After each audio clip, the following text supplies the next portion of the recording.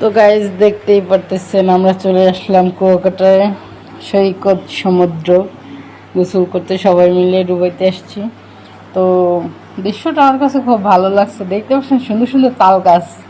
আমাকে বরিশালে বরিশালে মনুরা যারা তাল গাছ চেনে এরা তো চেনে, অন্য মানে কারা কি বলে সেটা জানে, আমরা তো তাল গাছ করি।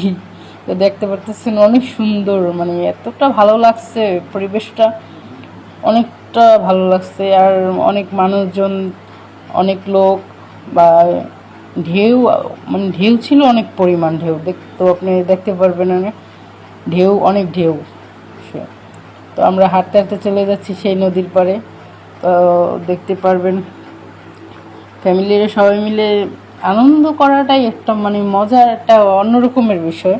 সবাই মিলে একটা আনন্দ করাটা একটা মানে ফ্যামিলিরা সবাই মিলে যাবেন অন্যরকম একটা মজা হবে, কিন্তু একলা ঘোরাটা একটা অন্যরকমের ব্যাপার।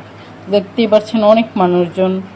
তো ঢেউ কিন্তু প্রচুর পরিমাণ ঢেউ ছিল, খুব আনন্দ হয়েছে, ডুবাইছি সবাই মিলে, খুব ভালো লাগছে। তো দেখতে পারবেন আস্তে আস্তে দেখাচ্ছি আমরা, তো নদীটা দেখাচ্ছি। তো দেখেন সাথে সবাই ছিল আমাদের ফ্যামিলি, আমাদের বড় বোন পাশে দেখতে হাই দিচ্ছে, দেখলেন তো হাই দিল। আর সাথে সবাই আছে, আস্তে আস্তে দেখাবো, দাঁড়ান। এটা আমাদের বড় আপু। তো দেখতে পারতেছেন খুব মানুষজন ছিল, অনেক মানুষ ছিল কুয়াকাটা। আমরা ঈদের পরের দিন আর কি গেছি, তো লোকজন অনেক ছিল, খুব আনন্দ হয়েছে।